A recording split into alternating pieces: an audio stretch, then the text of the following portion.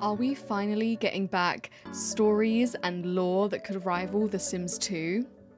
Honestly, probably not.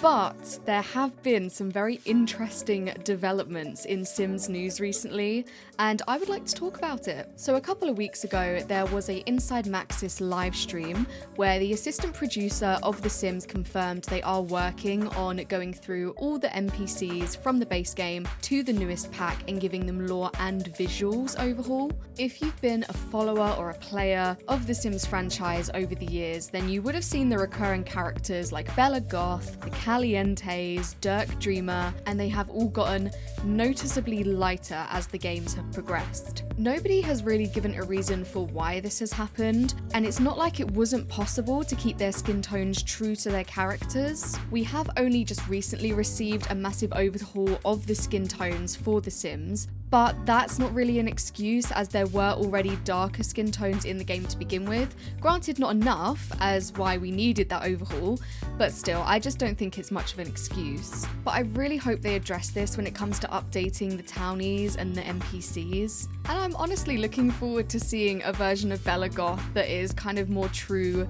to her original sim. So when they were asked, why are skin tones getting lighter over the course of the games, Ash said, "Hundreds of townies have come to life since the first Sims game launched 21 years ago. A lot of love has been put into every single one of them, and we acknowledge that they need continued care and attention, so it's about time for a tiny overhaul. We're currently in the process of updating NPCs in The Sims 4, including visuals as well as their lore. This will take some time to accomplish as we have to spend some quality time with each and every single sim from Willow Creek to Henford on Bagley. That means we're taking it step by step, or well, better townie by townie, and we're excited to update you at a later date."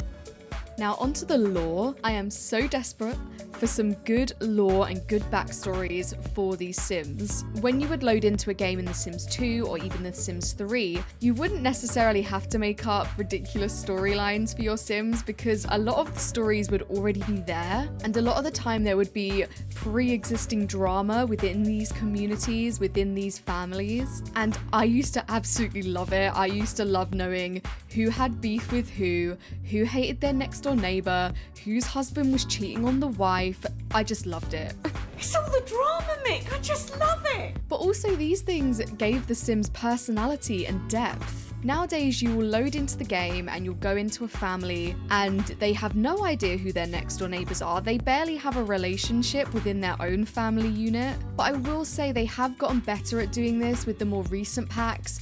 Cottage Living and Snowy Escape did include a lot of backstory within the family bios, which I really enjoyed. So I'm so glad that they're starting to consider doing that with the older Sims. I personally would really love to see the Calientes alien ties being mentioned. I know they came out before Get to Work because that was the first expansion and the Calientes came with base game, but I feel like they could have added like a little hint in the bio, you know. The Sims 4 loves a hint, so that could have been a really sneaky, clever way to hint towards the first expansion. So I'm really confused as to why they didn't include the fact that the Calientes originally had alien ancestors. Like, it just doesn't make sense to me. But I'd really like to see that storyline come back, personally. And I'd like to see the story behind Johnny Zest and the land grabs a little bit more fleshed out. We know he was disowned by his family, but we're not really sure how they're related because it's never mentioned and there's not any family tree information. So I feel like just cleaning up those little inconsistencies would just make a massive difference.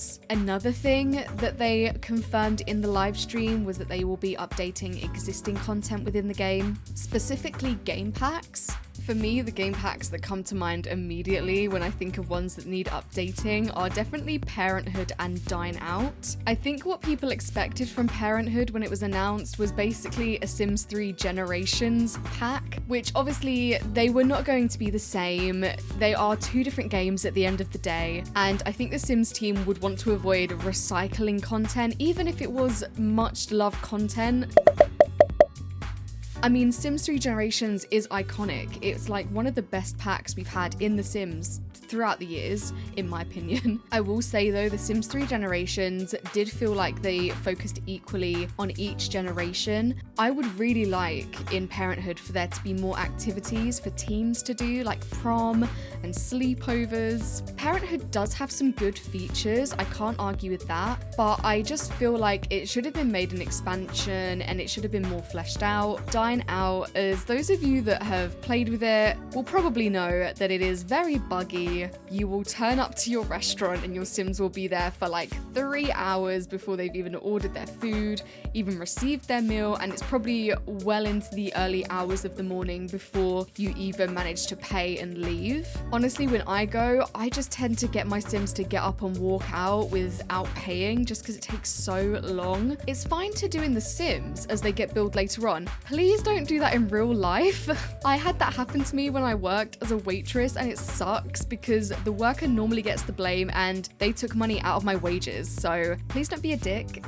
Anyway, back on track. The way a lot of sim gurus have worded their tweets in response to the pack update is starting a bit of speculation that it might be the spa day pack. There's been a lot of mention of relaxing and refreshing, and even though they always deny it, they love a hint. So I would not be surprised if it was the spa day pack. Now, if you remember a couple of years ago, they released a survey asking what kind of content players would like to see in the upcoming packs. They listed a few ideas for themes that could be incorporated into future packs, like sustainable living and paranormal.